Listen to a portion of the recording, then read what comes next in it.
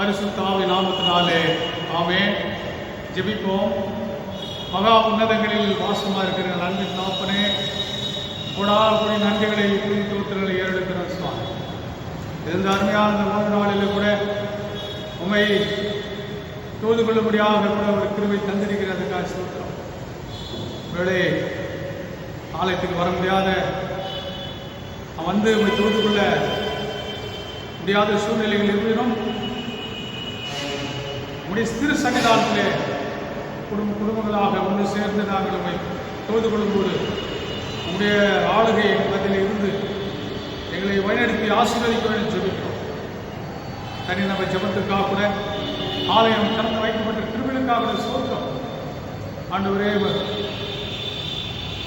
பரிசுத்தமான நேரத்திலே ஆலயத்திலே சென்று தனி நம்ம ஜெபத்திலே அந்நாளை போல ஊற்றி ஜெபிக்கிற கிருபை கூட தந்து எங்களை ஆசீர்வதிக்க வேண்டிய ஜெபிக்கிறோம்ப்பா. திரு சன்னிதானத்தில் ஒரு விசை கூட எங்களை தாழ்த்தி கொடுக்கும்போது ஒரு தூய ஆவியானுடைய ஆசீர்வாதம் இந்த ஆராதனை முழுவதும் இருந்து எங்களை வழிநடத்தி ஆசீர்வதிக்க வேண்டும். இயேசு கிறிஸ்து மூலம் மிக தாழ்வோடு கேட்கிறோம் நல்ல பிதாவே, ஆமென். நாம் யாவரும் ஆராதனைக்கு ஆரம்ப பாடலாக கடவுளை நாம் மகிமைக்காக பாமாலில் 361வது பாடல், ஒப்பில்லாத திவ்ய அன்பே மோட்சானந்தா தேவரீர் என்ற பாடலை நாம் பக்தி பரவசத்தோடு ஆண்டவரை மகிழ்ச்சிப்படுத்தி பாடுவோமாக. ஒப்பில்லாத திவ்ய அன்பே மோட்சானந்தா தேவரீர் எங்கள் நெஞ்சில் வாசம் செய்தே அருள் கூட்டி காத்தூரே மாதையாள இயேசுனா அன்பு மாயமான நீர் நிறைந்த உள்ளத்தில் இறங்கி உம் ரட்சிப்பால் சந்தித்தீர். உமது நல்லாவி தாரும் எங்கள் நெஞ்சு பூரிப்பார். பூமியில் சார நீரே வாரும் சுத்தம் என்படிவார். பாவ ஆசை எல்லாமே ஆடியாரை ரட்சியோ. இயேசுவாசத்தை துவக்கி முடிப்பவராயிரும். வல்லநாதம் எங்கள் பேரில் மீட்பின் அன்பை ஊற்றும். இறைவாய் மாலயத்தில் வந்து என்னும் தங்குவே. வானோர் போல நாங்கள் உம்மை நித்தம் வாழ்த்தி சேவிப்போம். ஓய்வில்லாமல் உமதன்பை பூரிப்பாய் கொண்டாடுவோம். உனக்கொரு சிருஷ்டிப்பாயும் தூய்மையாக்கி காப்போமே. உந்தன் திவ்ய ரட்சிப்பையும் பூரணப்படுத்துமே. எங்கள் கிரீடம் முன்வைத்து அன்பில் மூழ்கி போற்றியோம். மேன்மை மேலே மேன்மை பெற்று விண்ணில் வாழ செய்தீரும். நாம் யாவரும் காலை மாலை ஆராதனை முறையை நாம் பின்பற்றி கடவுளை தொழுது கொள்வோமாக. கடவுள் ஆவியாக இருக்கிறார். அவரை தொழுது கொள்ளுகிறவர்கள் ஆவியோடும் உண்மையோடும் அவரை தொழுது கொள்ள வேண்டும். நம்முடைய பிதாவாகிய கடவுளாலும் கர்த்தராகிய இயேசு கிறிஸ்துவினாலும் உங்களுக்கு கிருபையும் சமாதானம் உண்டாவதாக. இது கர்த்தர் உண்டு பண்ணின நாள். இதிலே களி கூர்ந்து மகிழ கடவோம். கடவுள் ஒளியாயிருக்கிறார், அவரில் எவ்வளவு பேரும் இருளில்லை. அவர் ஒளியில் இருந்தது போல நாமும் ஒளியிலே நடந்தால் ஒருவரோடு ஒருவர் ஐக்கியப்பட்டிருப்போம். அவருடைய குமாரனாகிய இயேசு கிறிஸ்துவின் ரத்தம் சகல பாவங்கள் நீக்கி நம்மை சுத்திகரிக்கும். திரேக கடவுளை போற்றுவோமாக. எங்கள் தந்தையாம் கடவுளே, உமது வல்லமையான ஞானத்தாலும் எல்லாவற்றையும் படைத்து உமது குமாரனை எங்கள் ரட்சகராக தரும்படி உலகத்தில் அன்பு கூர்ந்திரியமை போற்றுகிறோம். குமாரனாம் கடவுளே, பாவத்தை தவிர்த்து எல்லாவற்றிலும் எங்களைப் போல் மனிதனாகி எங்கள் பாவங்களுக்காக ஒப்புடுபட்டு எங்கள் நீதிக்காக உயிர்த்தேவரையை போற்றுகிறோம். பரிசுத்த ஆவியானவராகிய கடவுளே, எல்லா உண்மைக்குள்ளே எங்களை வழி நடத்தி கடவுளின் அன்பை எங்கள் நெஞ்சில் பொழிகிறவரையை போற்றுகிறோம். பிதா, குமாரன், பரிசுத்த ஆவியாகிய கடவுளே, உமக்கே காலம் எல்லா புகழும் மகிமையும் உண்டாவதாக.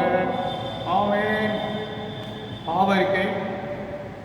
நமக்கு பாவமில்லை என்போமானால் நம்மை நாமே வஞ்சிக்கலாவோ. நமக்குள் உண்மை இல்லை. நமது பாவங்களை அறிக்கையிட்டால் பாவங்களை நமக்கு மன்னித்து எவ்வித அனிதமும் நீங்க நம்மை சுத்திகரிப்பதற்கு அவர் நம்பத்தக்க நீதி உள்ளவர். கடவுள் ராஜ்யம் சமீபித்திருக்கிறது. மனம் திரும்பி சுவிசேஷத்தில் நம்பிக்கை வைகள். நமது பலவீனங்களுக்காக பரிதவிக்க முடியாத பிரதான ஆசாரியர் நமக்கிறார்கள். எல்லா விதத்திலும் நம்மை போல் சோதிக்கப்பட்டும் பாவம் இல்லாத பிரதான ஆசாரியரே நமக்கு இருக்கிறார். ஆக நாம் யாவரும் இருக்கிற இடங்களிலே நம்முடைய தனிப்பட்ட பாவங்களே ஆண்டவருடைய சமூகத்திலே அறிக்கை செய்வோமாக. பொதுவான பாவரிக்கை ஜெபத்துக்கு முன்பதாக நம் தனிப்பட்ட பாவங்களை அறிக்கை செய்வோம்.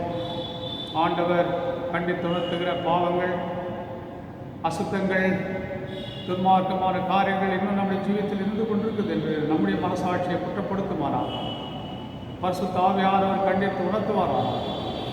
இந்த வேளையிலே தானே நெருக்கடியான காலங்களிலே சென்று கொண்டிருக்கிறோம். நாம் கர்த்தருக்கு உகந்த அல்லாத அனைத்து காரியங்களையும் விட்டு வைத்து கடலோடு ஒப்புரவாகி இந்த நெருக்கடியான காலங்களை எளிதாக தேவ ஒத்தாசையோட அன்புகளோடு நாம் கடந்து செல்ல தேவன் எல்லாரும் கிருபையை தந்திருந்தாங்க. தேவன் தன் பாவலை மறைக்கிறவன் வாழ்வடைய மாட்டான். அவைகளை அறிக்கை செய்து விட்டு விடுகிறோனோ இரக்கம் பெறுவார் என்று வேதவசனம் மிக தெளிவாக எச்சரிக்கிறதல்லவா. அவை மௌனமான நிலையிலே அதற்கென்று நாம் கருத்தா ஒரு சில மணித்துளிகள் செலவிடுவோமாக.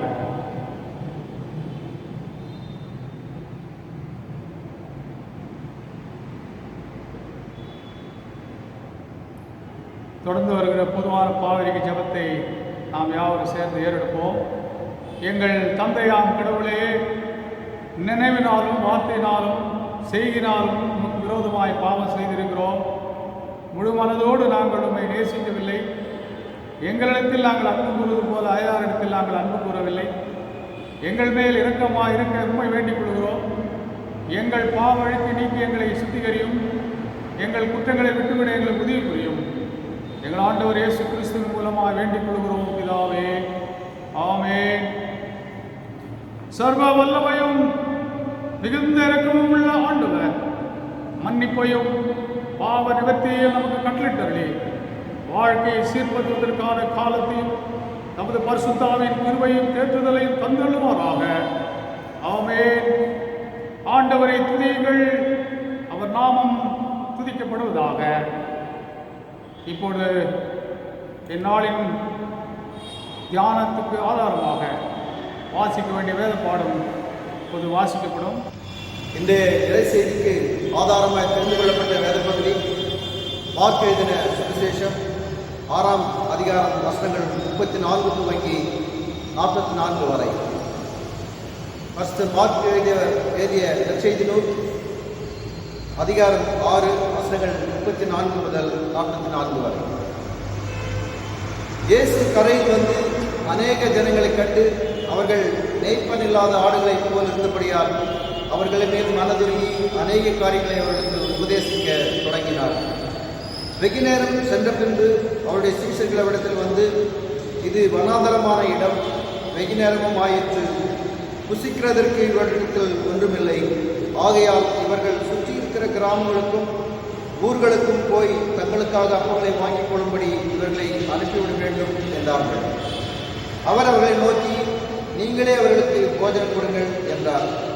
அதற்கு அவர்கள், நாங்கள் போய் 200 பணத்துக்கு அப்பங்களை வாங்கி இவர்களுக்கு புசிக்கும்படி கொடுக்க கூடுமோ என்றார்கள். அதுக்கு அவர், இவரிடத்தில் எத்தனை அப்பங்கள் உண்டு, போய் பாருங்கள் என்றார். அவர்கள் பார்த்து வந்து, 5 அப்பங்களும் 2 மீன்களும் உண்டு என்றார்கள். அப்பொழுது எல்லாரையும் பசுப்பு புல்லின் மேல் பந்தி பந்தியாக உட்கார வைக்கும்படி அவர்களுக்கு கட்டளையிட்டார். அப்படியே வரிசையாய் 100 பேராகவும் 50 பேராகவும் உட்கார்ந்தார்கள். அவர் அந்த 5 அப்பங்களையும் அந்த 2 மீன்களையும் எடுத்து வானத்தை அண்ணாந்து பார்த்து ஆசீர்வதித்து அப்பங்களை பிட்டு அவர்களுக்கு பரிமாறும்படி தம்முடைய சீஷர்களுக்கு கொடுத்தார். அப்படியே 2 மீன்களையும் எல்லாருக்கும் பங்கிட்டார். எல்லாரும் சாப்பிட்டு திருப்தி அடைந்தார்கள். மேலும் அப்பங்களிலும் மீன்களிலும் மீதியான துணிக்கைகளை 12 கூடை நிறைய எடுத்தார்கள். அப்பம் சாப்பிட்ட புருஷர் ஏறக்குரிய 5000 பேராய் இருந்தார்கள் என்றார்கள். பாடம் கொடுத்தது தேவனின் மகிமைக்காக.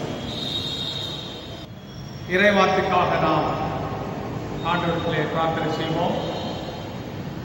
கிருபை விரக்கும் தயவும் நிறைந்த ஆண்டவரே, அடியான் பேசுகிற வார்த்தைகளோடு கூட அவருடைய கரம் இருப்பதாக. நீ பேசுகிற தெய்வம் ஐயா, அடியனை மறைத்து வெளிப்படுத்தும் தரிசித்து செல்ல அருள்தான். இப்படி தெய்வீக தொடுதலை விடுதலையும் சந்தோஷ சமாதானத்தின் நித்திய ஜீவனை கண்டிட்டார். பரிசுத்த ஆவியானுடைய அசைவாடுதலை இந்த அருளுரையிலே நிறைவாய் காணப்பட வேண்டும். ஆசீர்வதித்தார். இயேசு கிறிஸ்துவை வேண்டிக் கொள்கிறோம் பிதாவே. ஆமென். ஆண்டவராகிய இயேசு கிறிஸ்துவினுடைய கிருபையும் சமாதானமும் இறை மக்களாக உங்கள் யாவருக்கும் நிறைவாய் உண்டாயிருப்பதாக. கரோனா பரவல் குறைந்த பாடில்லாமல் தொடர்ந்து இருந்து கொண்டிருந்ததை பார்க்கின்றோம். ஆலயம் திறக்க முடியாத, ஆராதனை செய்ய முடியாத சூழ்நிலைகள் தொடர்ந்து இருந்து கொண்டிருக்கிறது. இருந்தாலும் சீக்கிரத்திலே இதற்கான தீர்வுகள் ஆண்டவர் நாமத்தினாலே கிடைக்க பெற்று விரைவில் ஆராதனை தேவாலயத்தில் துவங்கப்பட நாம் தொடர்ந்து ஜெபிப்போம். வேத வசனத்தின்படி எல்லாவற்றுக்கும் ஒரு முடிவு உண்டு, நம்பிக்கை வீண் போகாது என்ற வார்த்தைப்படியே நாம் உறுதியாக விசுவாசத்தில் நாம் தரித்திருப்போம். கடவுள் நிச்சயமாய் நம்மை ஆசீர்வதிப்பார். இந்த நாளிலே கூட நமக்கு தியானிக்கு கொடுக்கப்பட்ட தலைப்பு ஆசிரியர்கள் விடுதலையின் முகவர்கள் என்ற தலைப்பின் கீழே நாம் தியானிக்க அழைக்கப்படுகிறோம். ஆசிரியர்கள் விடுதலையின் முகவர்கள்.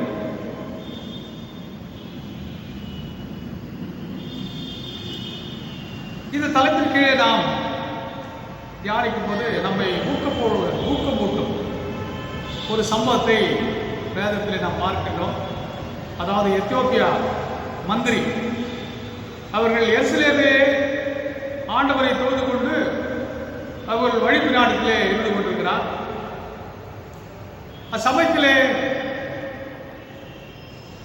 பிலிப்பு அவர்கள் ஆவியானவராலே உந்தப்பட்டு இதோ அந்த மந்திரி எத்தியோப்பியா மந்திரியை சந்திக்கும்படியாக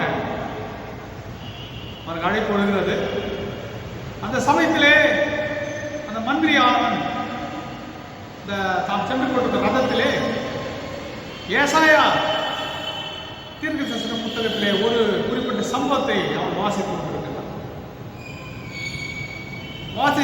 அதனுடைய அந்த சம்பவமானது, அந்த நிகழ்ச்சியானது, அந்த குறிப்பிட்ட வசனமானது எதை குறித்தது என்று சொன்னால், அதாவது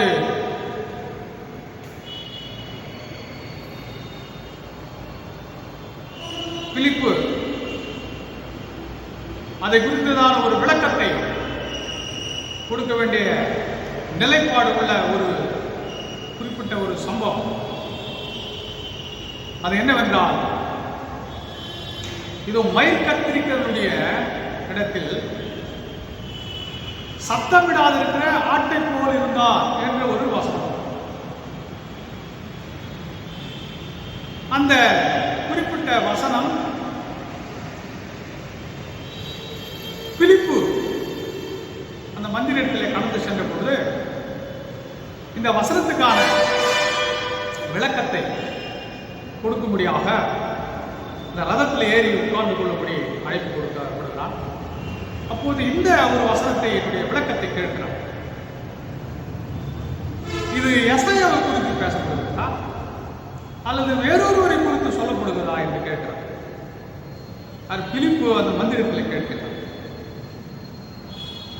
அதுக்கு அவன் சொல்லுகிற பதில், ஒருவர் எனக்கு தெரிவிக்காவிட்டால் அது எனக்கு எப்படி தெரியும் என்று கேட்கிறதை பார்க்க. ஆகவே வெளிப்பாடு உள்ளவர்கள் மற்றொருத்திலே ஆண்டவரத்தில் கிடைக்கப்பட்ட வெளிப்பாட்டை பகிர்ந்து கொள்கிறார். இங்கே சொல்லப்படுகிற காரியமானது எசாயாவை குறித்து அல்ல, மெசியாவை குறித்து சொல்லப்படுகிற காரியம். இயேசுவானவர் எப்படியாக சிலுவை மரணத்துக்கு தன்னை ஒப்பு கொடுக்கப்படுவார் என்ற ஒரு காரியத்தை அங்கே சுட்டிப்பாட்டுகிறது உள்ளது. ஸோ அது சுவிசேஷமாக அங்கே சொல்லப்படும் போது அந்த சுவிசேஷத்துக்கு அந்த எத்தனை மந்தி செவி கொடுத்து பாத்திரத்திலே அங்கே ஞானஸ்தானம் பெற்று அவன் சென்ற இடத்திலே அந்த தேசத்திலே இந்த தேசம் அவன் மூலமாக சந்திக்கப்படுவது என்று ஒரு சம்பவத்தை பார்க்கிறோம். ஆக கிறிஸ்துவ அன்பார்ந்தவர்களே, இங்கே ஒரு ஆசிரியர் அவருடைய பணி இங்கே முக்கியப்படுத்துவதை பார்க்கிறோம். இன்டர்பிரிட்டேஷன், ஒரு காரியத்தினுடைய உள்ளார்ந்த அர்த்தத்தை எடுத்து சொல்வதுதான் ஒரு ஆசிரியருடைய முக்கியமான காரியம். ஸோ மாணாக்களுக்கு அவளுக்கு கிடைக்கின்ற வெளிப்பாடுகள் அல்லது கற்றுக்கொண்டவைகளை மாணாக்களுக்கு எடுத்து சொல்கின்ற ஒரு சத்தான ஒரு திருப்பணி தான் ஆசிரியர் பணி. இந்த ஆசிரியர் பணியிலே திருச்சபையின் ஆசிரியர் பணி என்பது திருச்சபையின் ஒரு முக்கிய பணியாக இருக்கிறது. இயேசுவானவருடைய 3 மடிப்புள்ள ஊழியங்களிலே அது கண்டுகொள்ளும். அதாவது ஆங்கிலத்தில் சொன்னால் preaching ministry, teaching ministry, healing ministry என்று சொல்லணும்.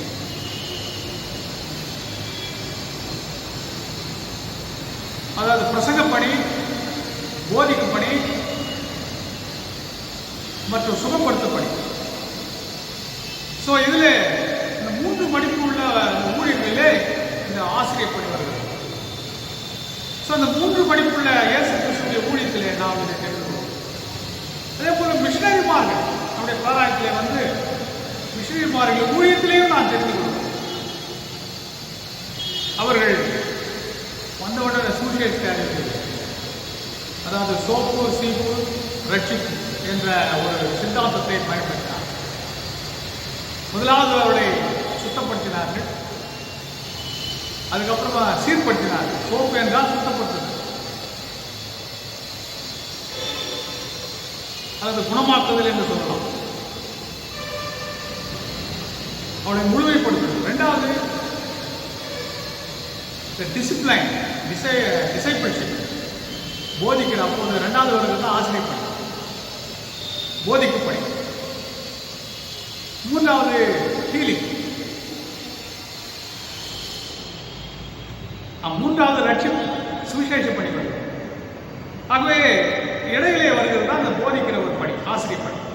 ஸோ அவங்க இது மிஷனரி ஊழியர்களை நாம் தெரிந்து கொள்கிறோம்.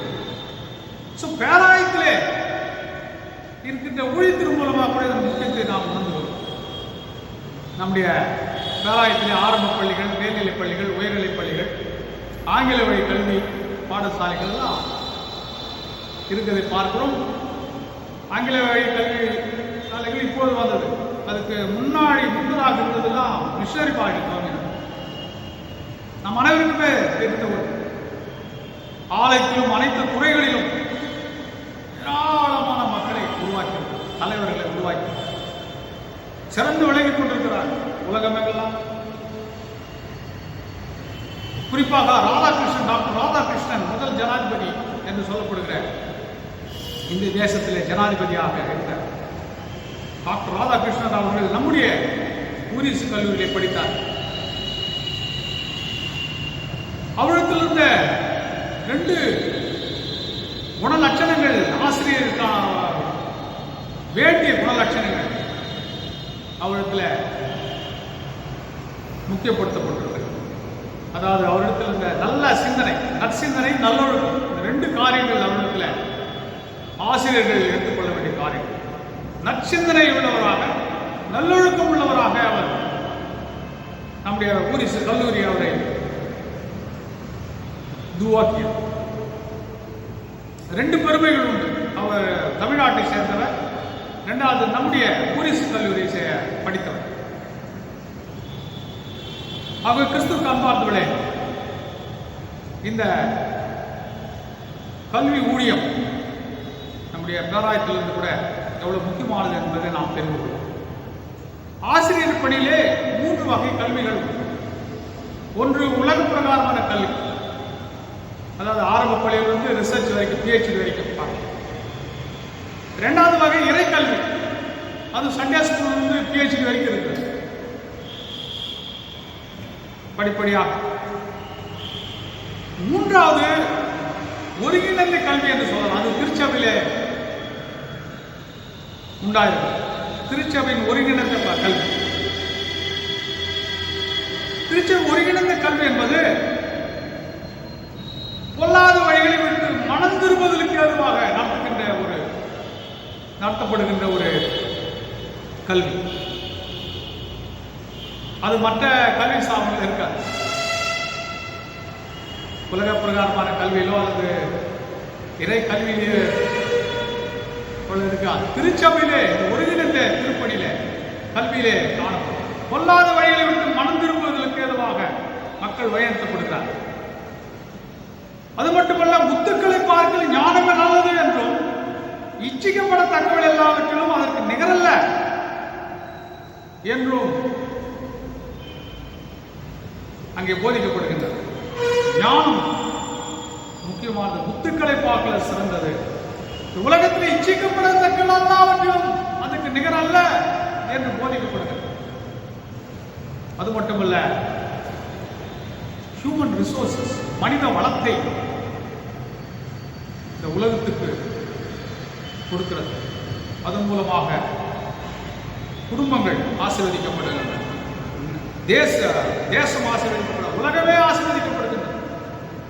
ஆகவே திருச்சபையின் ஒருங்கிணைந்த கல்வி மூலமாக மிகப்பெரிய ஒரு ஆசீர்வாதம் உண்டாயிருக்கிறதை நாம் பார்க்கிறோம். அதை தொடர்ந்து நாம் தியானிப்போமானால் கல்வி பணியின் அவசியங்கள் இன்றியமையாத ஒன்று என்று சொல்லலாம்.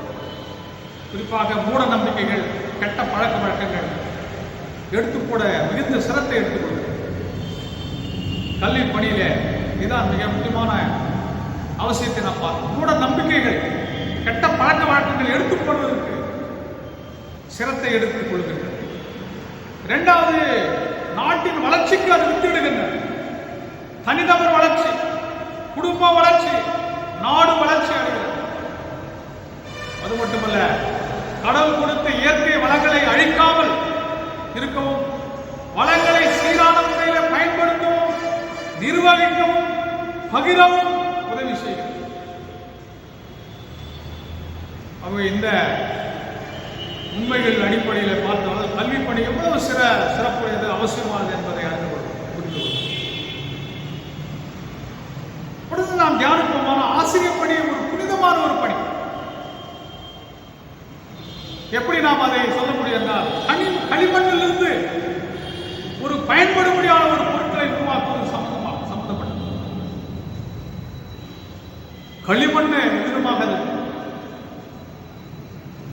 அதை பிசைக்கு குயவன் ஒரு பாண்டத்தை, பயனுள்ள ஒரு பாண்டத்தை இவ்வளவு கடினப்பட்ட உருவாக்குறான். அது போன்ற ஒரு பணி. அதனால தான் புனித பணி. அதுபோல ஆசிரியர்கள் மாணாக்களை மக்களுக்கு சேவை செய்யும்படியாக உருவாக்குகின்ற ஒரு பணி. குறிப்பாக சொல்ல சொன்னால் கேரளாவில் பெருவெள்ளம் வந்தபோது அங்கே 100% கல்வி உடையவர்கள் என்று சொல்லப்படுது. வெள்ளம் வந்த போது 5000 மாணவர்கள், ஏறக்குறைய 5000 மாணவர்கள் அந்த பெருவெள்ளத்தில் சிக்கி தவித்தவர்களை ஒரு ரெஸ்கியூ ஆபரேஷன்ல எல்லாரும் அது இறங்கினார்கள் சொல்லி கேள்விப்பட்டோம். ஏன்னா கல்வி மற்றவர்கள் மக்களுடைய சேவையிலே தன்னை அர்ப்பணித்துக் கொள்கிறார். அதுதான் ஒரு சிறந்த கல்வி. அது கேரளாவில் அது ஒரு சிறந்த முன்மாதிரியாக இருக்கிறது. ஏன் இயேசுவின் போதனையில் கூட நம்முடைய காந்தியடிகள் தொடப்பட்டார், மலை பிரசங்கத்தில் தொடப்பட்டார். ஆகவே ஒரு பட்டயத்தினால்தான் ஒரு போரை வெல்ல முடியும் என்ற கூற்று அகன்று அகிம்சை வழியிலும் ஒரு வெற்றி உண்டு என்பதை அவர் கண்டுகொண்டார். இவ்வளவு பலமான ஒரு போதனை இயேசு கிறிஸ்து மூலமாக உண்டாகும். இன்றைக்கு இயேசு கிறிஸ்து ஒரு சிறந்த ஆசிரியராக இருந்து கொண்டிருக்கிறார். ஆசிரியர்களில் 3 வகை உண்டு. ஒன்று நல்ல ஆசிரியர்கள் இருக்கிறார்கள், 2வது வகை சிறந்த ஆசிரியர்கள் இருக்கிறார்கள், 3வது மிக சிறந்த தலை சிறந்த ஆசிரியர்கள். இதில் 3 வகை இருக்கிறது. இன்னைக்கு ஆசிரியர் பணியில் இருக்கின்றவர்கள் இதை தெரிந்து கொள்ள வேண்டும். ஒரு நல்ல ஆசிரியராக இருந்து போவது மட்டுமல்ல, ஒரு சிறந்த ஆசிரியரோட சாட்டிஸ்ஃபை ஆகிறது. தலை சிறந்த ஒரு ஆசிரியராக நான் இருக்க வேண்டும் என்று தங்களை அர்ப்பணித்துக் கொள்கிற ஒரு நாளாக இருக்கிறது. இயேசு கிறிஸ்துவானவர் தலை சிறந்த ஒரு ஆசிரியராக அவர் விளங்கினார். எப்படி என்றால் வாசிப்பட்ட வேத பாகத்தின் மூலமாக தெரிந்து கொள்ள முடியும். அவர் பாருங்க, திரளான ஜனங்களை அவர் பார்க்கிறார், மனதுருகுகிறார். அதோடு மட்டுமா, இதோ மேய்ப்பில்லாத ஆடுகளைப் போல இருக்கிறார்களே என்று அங்கலாய்த்தார். இதுதான் இன்றைக்கு ஆசிரியருக்கு இருக்க வேண்டிய கண்ணோட்டம், பார்வை. இந்த பார்வை யாருக்கு இருக்கிறதோ, இந்த ஒரு பார்வை யார் இருக்கிறதோ, அவர்கள் நல்ல ஆசிரியர்கள் மட்டுமல்ல, சிறந்த ஆசிரியர்கள் மட்டுமல்ல, தலை சிறந்த ஆசிரியர்களாக பார்க்கப்பட முடியும். இயேசு கிறிஸ்து தலை சிறந்த ஒரு ஆசிரியராக. இன்னைக்கு இதுதான் செய்தி. ஆசிரியர்களுக்கு கடந்து வருகிற ஒரு செய்தி, இறைவனுடைய களத்திலிருந்து வருகிற ஒரு செய்தி. நீங்கள் ஒரு தலை சிறந்த ஆசிரியர்களாக இருக்க. அதுக்கு இன்னொரு முகாந்திரம் என்னன்னா, முக்கியமான ஒரு முகாந்திரம், இயேசுவானவர் வேத பாரகரை போல பரிசேயரை போல போதிக்காமல் அதிகாரமுடையவராக போதித்தார் என்று எழுதப்பட்டது. அதுதான் தலை சிறந்த ஆசிரியராக விளங்கினதுக்கு முக்கியமான ஒரு முகாந்திரமாக இருக்கிறது. ஏன் என்று கேட்டால், அவர் யார், அவர் எங்கே இருந்து வந்தவர், அவருடைய அழைப்பு என்ன என்று அவர் அறிந்திருந்தார். அவர் தேவனிடத்திலிருந்து பிதாவிடத்திலிருந்து வந்தவர் என்று அறிந்திருந்தார். ஆகவேதான் அவர் வேத பாரகரை போல போதியாமல் அவர் அதிகாரமுடையவராக போதித்தார். இன்றைக்கு நம்முடைய இந்த பணி ஏதோ ஒரு மூலமாக எனக்கு கிடைக்கப்பட்டது, ஏதோ ஒரு மூலமாக இது கிடைக்கப்பட்டது, அல்லது ஏதோ ஒரு வகையிலே இது கிடைக்கப்பட்டது என்று நாம் இருந்தோம். ஆனால் இந்த பணியிலே சிறந்ததாக இருக்க முடியாது, தலை சிறந்த ஒரு ஆசிரியராக இருக்க முடியாது. என்னை இந்த பணிக்கு அழைத்தவர் கடவுள் என்று யார் உணர்கிறாரோ, அது ஒரு தேவனுக்கு ஒரு அழைப்பு என்று உணர்கிறார்களோ, அவர்கள் தலை சிறந்த ஒரு ஆசிரியராக, அதை தலை சிறந்த ஆசிரியராக இயேசுவிடத்திலே நாம் இந்த நாளிலே கற்றுக்கொள்கிறோம். நிச்சயமாக இந்த காரியங்களை நீங்கள் உங்களுடைய வாழ்க்கையை அபியாசம் பண்ணினால் நீங்கள் நல்ல ஆசிரியராக இருப்பதில் நீங்கள் திருப்தி அடைய மாட்டீர்கள். சிறந்த ஆசிரியராக இருப்பதற்கு முயற்சி செய்வீர்கள். சிறந்த ஆசிரியராக இருப்பதற்கு மட்டும் திருப்தி அடையாமல் தலை சிறந்த ஆசிரியராக இருக்கும்படி நீங்கள் நிச்சயமாக ஒப்பு கொடுப்பீர்கள்.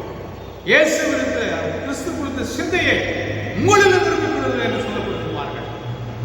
ஜனங்களை அவர் பார்த்து மனதுருகினார். மேய்ப்பில்லாத ஆடுகள் போது இருக்கிறாளே என்று அவர் கலங்கினார். அது மட்டுமல்ல, அவள் பசியில இருக்கும்போது 5 அப்பம் 2 பேரை கூட ஆசீர்வதித்து அவள் கொடுக்கின்றார். சொந்த பணத்தையும் சொந்த மூலதனங்களை கூட ஒரு சில வேளைகளில் ஏழை எளிய பிள்ளைகளுக்கு நாம் பகிர்ந்து கொடுக்கிற ஒரு தியாகமுள்ள ஒரு ஆசிரியப்படை, ஒரு தியாகம் நிறைந்த ஒரு ஆசிரியப்படை. இன்னைக்கு நம்முடைய இந்த அழைப்பை நாம் உணர்ந்து கொள்வோமானால் நிச்சயமாக ஒரு தலை சிறந்த ஆசிரியராக இந்த உலகத்தில் நாம் வாழும்போது, முடிவுரையாக நாம் பார்க்கும்போதால் நம்முடைய அழைப்பு தலை சிறந்த ஆசிரியராக இருக்கும்படியாக ஆண்டவர் நம்ம அழைக்கிறார். தலை சிறந்த ஆசிரியராக இருக்க வேண்டி நாம் செய்ய வேண்டியவைகளை என்ன என்பதை மிக தெளிவாக நாம் தியானிப்போம். இந்த நாளிலே நம்முடைய அழைப்பை நாம் உறுதி செய்து கொள்ளும். என்னை அழைத்தவர் கடவுள், ஆக அவருக்கு என் திருத்தொண்டை சுகந்த வாசனையாக நான் ஒப்பு கொடுப்பேன் என்று சொல்லி ஒப்பு கொடுப்போம் என்று சொன்னார். கடவுள் நம்மை ஆசீர்வதிப்பது நான் நம்ம ஒருமை பார்ப்போம். இன்னைக்கு அதுதான் இன்னைக்கு கிறிஸ்தவ உலகத்தில் ரொம்ப அதிகம் வேகமாக பரவாத பார்த்து தான் என்ன ஆசீர்வதிக்கல என் மூலமா எத்தனை பேர் ஆசீர்வதிக்கப்பட்டிருக்கிறாங்க என்று நான் பார்த்தேன். ஆகவே நிச்சயமாக இப்படிப்பட்ட ஒரு அர்ப்பணிப்பு இருந்தார். ஏராளமான பிள்ளைகள் இந்த உலகத்தில் ஆசீர்வதிக்கப்படுவார்கள் என்பது விதமான சந்தேகங்களை ஜெபம் செய்வோம். அன்பு நிறைந்த தாப்பரே, இந்த கேட்ட சத்தியத்தை ஒரு காதலை கேட்டு மற்றொரு காதலை விட்டுவிடாது நல்ல நேரத்தில் இருந்த விதைகள் 30, 60, 100 பலன் கொடுக்கும்படியாக வேண்டி நிற்கின்ற சுவாமி அந்த பெரிய காரியம் செய்கிறார். இயேசு கிறிஸ்து மூலம் வேண்டிக் கொள்கிறோம் பிதாவே, ஆமென். திருச்சபைக்கான அறிவிப்புகள். தேவனுக்கே துதியும் கனமும் மகிமையும் உண்டாவதாக. வாக்குத்தத்த வசனம் சங்கீதங்களின் புஸ்தகம் 121 சங்கீதம் வசனம் 7. கர்த்தர் உன்னை எல்லா தீங்கிற்கும் விலக்கி காப்பார். அவர் உன் ஆத்மாவை காப்பார். ஆண்டவரிடம் நம் ஆத்மாவை பரிசுத்தமான ஜீவ வழியாக ஒப்புக் கொடுக்கும் போது அவர் தம்முடைய அருகை மட்டும் பத்திரமாக காப்பார். அது மாத்திரமல்ல, உலகத்திலிருந்து வரும் எல்லா தீமைகளிலிருந்தும் நம்மை விலக்கி காப்பார். இயேசு கிறிஸ்துவின் இனிய நம் நாமத்திலே மாவட்ட தூய யோவான் திருச்சபையார் அனைவருக்கும் குருசேகர குழுவின் சார்பாக அன்பின் நல் வாழ்த்துக்களை அன்போடு தெரிவித்துக் கொள்கிறோம். வருகின்ற வாரத்திலே நமது திருச்சபையின் அன்பு உலகில் பிறந்தநாள் மற்றும் திருமணம் கொண்டாடுகின்ற அனைவருக்கும் திருச்சபையின் சார்பாக அன்பின் வாழ்த்துக்களை அன்போடு தெரிவித்துக் கொள்கிறோம். இந்த இக்கட்டான கொரோனா வைரஸ் தாக்கத்திலிருந்து நம்மை பாதுகாத்து வருகின்ற தேவாதி தேவனுக்கு உள்ளத்தின் ஆழத்திலிருந்து துதிப்போம், ஜெபிப்போம், நன்றி சொல்லுவோம். தொடர்ந்து ஊக்கமாய் ஜெபியுங்கள். கர்த்தர் பெரிய காரியங்களை செய்வார். நமது பேராயத்தின் வழிகாட்டுதலின்படி மறு அறிவிப்பு வரும் வரை ஆராதனைகள் நடைபெறாது என்பதை திருச்சபையாருக்கு தெரிவித்துக் கொள்கிறோம். ஆகவே தனிநபர் வழிபாடு ஞாயிற்றுக்கிழமைகளில் காலை 8:30 மணி முதல் 10:30 மணி வரையிலும், திங்கள் முதல் சனிக்கிழமை வரை மாலை 5 மணி முதல் 8 மணி வரையிலும் ஆலயம் தனிநபர் வழிபாட்டிற்காக திறந்திருக்கும். அவ்வளவு மையம் நாம் அரசு விதிகளின்படி சமூக இடைவெளி, முகக்கவசம் மற்றும் கைகழுவுதல் போன்ற நடைமுறையை கடைபிடிக்க அன்பாய் கேட்டுக்கொள்கிறோம். தனிநபர் வழிபாட்டிற்காக வரும்போது திருச்சபையார் உங்களுக்கு கொடுக்கப்பட்ட சிறியவருக்கு உண்டியல் மற்றும் மாதாந்திர சந்தா காணிக்கை மற்றும் சிறப்பு காணிக்கைகளை படைக்க அன்பாய் கேட்டுக்கொள்கிறோம். இந்த வேளையிலும் நம்மை அன்பாக வழிநடத்தி வருகின்ற நமது ஆயர் பால்ராமன் கென்னடி அவர்களுக்கும், பொருள் திரு எஸ் ஆபிரகாம் அன்பன் அவர்களுக்கும், குருசேகர குழுவினர் அனைவருக்கும் அன்பின் நன்றிகளை அன்போடு தெரிவித்துக் கொள்கிறோம். இந்த ஒவ்வொரு வாரமும் நமது ஆராதனைகளை ரெக்கார்டிங் செய்து அதை ஒளிபரப்பு செய்து கொண்டு வருகின்ற நமது குருசேகர குழு உறுப்பினர் திரு எபனேசர் இம்மானுவேல் மற்றும் பிரதீப் ஜாஸ்வா ஆகியோருக்கு திருச்சபையின் சார்பாக நன்றிகளை அன்போடு தெரிவித்துக் கொள்கிறோம். நன்றி. நாம் யாவரும் முடிவு ஜபத்திலே கடந்து செல்வோம். அன்பு நிறைந்த தாப்பரே, இந்த வேளையிலே ஆசிரியர் ஒரு விடுதலின் முகவர் என்ற தலைப்பின் கீழ் தியானித்த சுவாமி. ஒருவேளை ஆசிரியர்கள் தான் ஒரு செய்தி என்று மற்றவர்கள் நினைக்கக்கூடாதுப்பா.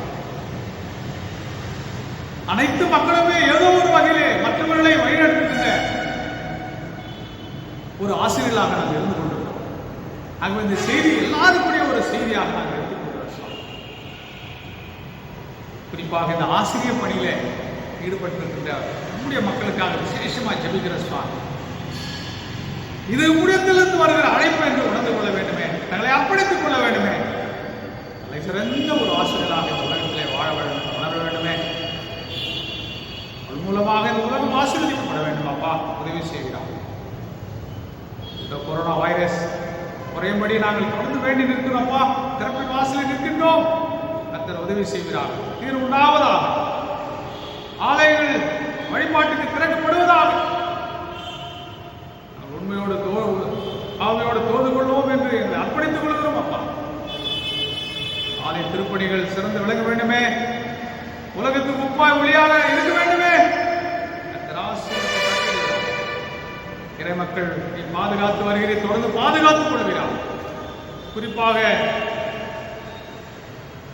பெரியவர்களுக்காக ஜெபிக்கிறோம். சிறுவர்கள், பெண்கள், வாலிபர்கள், குடும்ப தலைவர்களுக்காக ஜெபிக்கிறோம். இந்த இக்கட்டான காலங்களிலே ஒரு விசேஷத்தை பிள்ளைகளை தாங்கிக் கொள்ள வேண்டும். ஜெபிக்கிறோம். திருச்சபை பேராயம், தலைமை பேராயத்தில் நீர் ஆசீர்வதிக்கிறார். சிஎன்ஐ மாத்தாம உலக திருச்சபையை ஆசீர்வதிக்கிறார். உலகங்கள் அப்போஸ்தலர் நியாயப்பிரமாணங்களை சான்று பெற்ற மிஷனரி ஊழியர்களை இறையில் கல்லூரியை ஆசீர்வதிக்கிறார். நாட்டின் பாதுகாப்பு சமாதானத்தை தந்திருக்கிறார். உலக சமாதானத்தை கட்டிடுகிறார். உலகங்கள் வாழ்ந்த மக்களும் வாழ்வா இருந்திருக்கிறார். அப்படிப்பட்ட மக்களுக்கு உதவி செய்ய எங்களை பலப்படுத்துகிறார். குறிப்பாக கொரோனா வைரஸில் பாதிக்கப்பட்டுள்ள மக்கள் நோக்கி பார்த்து, சிலுவை நோக்கி பார்த்து பிழைத்துக் கொள்ள வேண்டும். நான் பிழைத்திருக்கிறேன், நீங்களும் பிழைப்பீர்கள் என்ற வேத வசனத்தினாலே ஒரு பிழைப்பு உண்டாக வேண்டும். ஜெபிக்கிறோம். கர்த்தர் உதவி செய்கிறார். நாளிலே இறை மக்கள் பிறந்த நாளை, திருமண நாளை கண்டிருக்கிற மக்களுக்கு தயவு இறங்குகிறார், உதவி செய்கிறார். என்னாலே ஒரு நாட்டில் பெருகும் என்று சொல்லியிருக்கிறபடினால நாட்டிலே பெருகப்படும் நன்மை கிருவினால் முடிசூடும். இக்கட்டான காலங்களிலே மனமடிவது உண்டாகாதபடி உங்களை மகிழ்ந்து கலிங்கூற கர்த்தர் உதவி செய்கிறார். நம்மை கிருவினால் முடிசூட்டுகிறார். வாய் விரிவாய் திற, நான் அதை நிரப்புவேன் என்று சொல்லுகிறேன். அப்படியே அவருடைய பிள்ளைகளை ஆசீர்வதிக்கிறார். இதோ கொரோனா வைரஸ்ல பாதிக்கப்பட்டுள்ள மக்களப்பா கண்ணுக்கு பாரு சுவாமி. அதுக்கான சீக்கிரத்தில் தடுப்பு மருந்துகள் கண்டுபிடிக்கப்பட வேண்டுமே, உலகமெங்கும் அது சப்ளை பண்ணப்பட வேண்டுமே, ஏழை எளிய மக்களும் அதை பயன்படுத்திக் கொள்ள வேண்டுமே, ஒரு தீர்வு உண்டாயிருக்க வேண்டுமே. சுவாமி உதவி செய்யும். இப்போது கூட நம்முடைய ஜனங்கள் யாராவது கண்ணீரோடு, துக்கத்தோடு, வேதனையோடு, துன்பங்களோடு, பிரச்சனைகளோடு, மன கிளேசங்களோடு, மன சமாதானமின்றி, நோய்வாய்களோடு கூட கண்ணீரோடு கூட இருப்பார்கள். அத்தனை சனப்போதிலே எழுந்து முடியாணி பாய்ந்த கருத்தையுடைய மக்களுக்கு சிரசு மேல் வைத்து ஆசீர்வதிக்க வேண்டும். நம்மையினால் முடிசூட்ட வேண்டும். ஜெபிக்கும் யாழக எங்கள் பிள்ளைகளோடு பெற்ற நாம் விட்டு விலகுவதில்லை, கைவிடுவதும் இல்லை என்ற வாக்குத்தத்தை பெற்றுக்கொண்டு சுபிட்ச சமாதானத்தில் வாழ உதவி செய்கிறார். நன்மைகளை அவருக்கு இயேசு கிறிஸ்து போல வேண்டிக் கொள்கிறோம் பிதாவே. ஆமென். பரமண்டலத்தில் எங்கள் பிதாவே, உடைய நாமம் பரிசுத்தப்படுவதாக, உடைய ராஜ்யம் வருவதாக, உடைய சித்தம் பரமண்டலில் செய்யப்படும் போல பூமியிலே செய்யப்படுவதாக. வேண்டிய அன்பில் ஆகாரத்தை எங்களுக்கு தாரும். எங்கள் கடனாளிகளுக்கு நாங்கள் மன்னிக்கிறது போல எங்கள் பாவ குற்றங்களை எங்களுக்கு மன்னித்தோம். எங்களை சோதனைக்கு பிரவேசிக்க பண்ணாமல் தீமை நின்மைகளை ரட்சித்து ராஜ்யமும் வல்லமை மகிமையும் நிர்ணயிக்க முடியவில்லை. ஆமென். நம் ஆண்டவராகிய இயேசு கிறிஸ்துவின் கிருபை, பிதாவாகிய தேவனுடைய அன்பும், பரிசுத்தாவின் ஐக்கியமும், வழிநடத்தலும், ஆசீர்வாத நன்மைகளும், சுகமும், பலனும், ஜீவனும், தீர்க்காயுசும் குறிப்பாக இந்த காட்டாத காலங்களிலே தேவனுடைய பிரசன்னமும், பாதுகாப்பும், வழிநடத்தலும், ஆசீர்வாதம் நிறைவாக நம் அனைவரோடு இன்றைய சதாகாலம் தங்கியிருக்கிறார். என் ஆத்துமாவே கர்த்தரை ஸ்தோத்திரி, என் முழு உள்ளமையுடைய பரிசுத்த நாமத்தை ஸ்தோத்திரி. என் ஆத்துமாவே கர்த்தரை ஸ்தோத்திரி, கர்த்தர் செய்த சகல உபகாரங்களாலே. ஆமென். கர்த்தர் உங்களோடு இருப்பாராக. கர்த்தர் சமாதானத்தோடு ஜீவனம் பண்ணுங்கள். கர்த்தருடைய நாமத்தினால் அனைவருக்கும் நன்றி.